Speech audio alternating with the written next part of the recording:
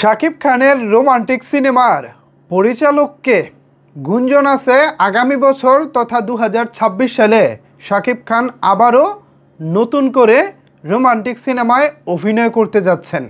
এর আগে সর্বশেষ শাকিব খান প্রিয়তমা নামক একটি রোমান্টিক সিনেমা করেছিলেন। এরপর দীর্ঘ প্রায় 2.5 বছর কেটে গেলেও এই নায়ককে নতুন করে আর কোনো রোমান্টিক সিনেমায় দেখা যায়নি।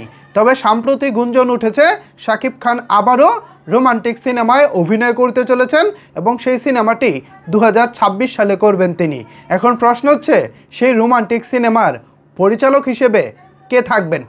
আমরা যদি ছোট পর্দা থেকে হিসেব করি, এই মুহূর্তে রোমান্টিক সিনেমার বা রোমান্টিক নাটকের জগতে সিনেমা তারা করার পর তো তাদেরকে সিনেমার পরিচালক বলবো, তার আগে নাটকই বলি।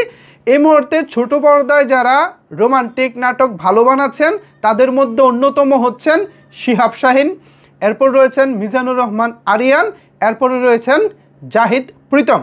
যথারীতি এনাদের ছবি এখানে রয়েছে। পাশাপাশি আরও একজনের ছবি এখানে দেখতে পাচ্ছেন, তিনি হচ্ছেন শাকিব খানের প্রিয়তমা খ্যাত পরিচালক হিমেল আশরাফ। তিনিও বরাবরের মতোই মূলত রোমান্টিক সিনেমার ডিরেক্টর এবং রোমান্টিক সিনেমা বানাতেই তিনি স্বাচ্ছন্দ্য বোধ করেন। তার নাটক যেমন দেখেছি রোমান্টিক ঘরানার ছিল, বড় পর্দার কাজও ম্যাক্সিমাম তিনি রোমান্টিক ঘরানারই করেছেন।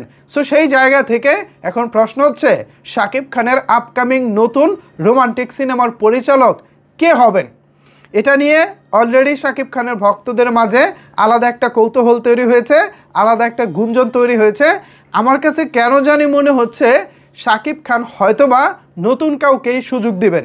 হিমেল আশরাফের এখানে থাকার খুব একটা সম্ভাবনা নাই। যদি থাকতো তাহলে হিমেল আশরাফের অ্যাক্টিভিটি দেখে আমরা বুঝতে পারতাম।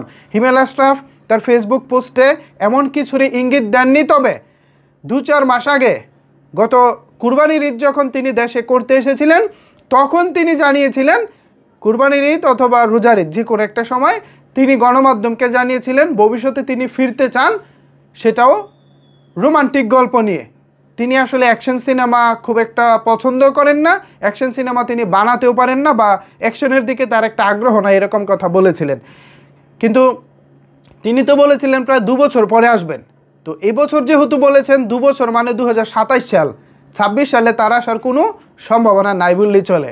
তাহলে বাকি যে 3 জন আছে, জাহিদ প্রীতম, মিজানুর রহমান আরিয়ান এবং শিহাব শাহীন, এই 3 জনের যে কোনো একজন যদি হয় তাহলেও কিন্তু ব্যাপারটি জমে যাবে। তবে শিহাব শাহীন ইদানিং বেশ কিছু ওটিটি প্ল্যাটফর্মের জন্য কাজ করেছেন বটে, তবে সেগুলো দর্শকদের হৃদয়ের দাগ কাটতে পারেননি।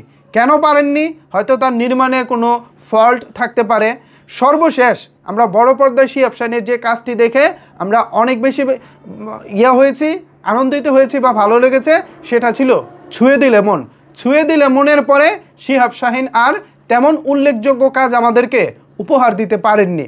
যাই হোক, আশা করি এবারও যদি তিনি সুযোগ পান হয়তোবা তার সর্বোচ্চটাই দিবেন। তবে আমি পার্সোনালি চাইবো জাহিদ প্রীতম অথবা মিজানুর রহমান আরিয়ান, এই দুজনের একজন শাকিব খানের শিডিউল যদি পায়, বিকজ তারা দুজনেই দুর্দান্ত ভাই, রোমান্টিকে দুর্দান্ত। সো আমি পার্সোনালি চাইবো এ দুজনের যে কোনো একজনের সিনেমায় শাকিব খান থাকুক। কি ভিউয়ার্স, আপনারা কি চান? আপনারা কাকে চান? এ বিষয়ে আপনাদের মতামত কি জানাতে পারেন নিচের কমেন্ট বক্সে। ধন্যবাদ সবাইকে এতক্ষণ আমার সাথে থাকার জন্য।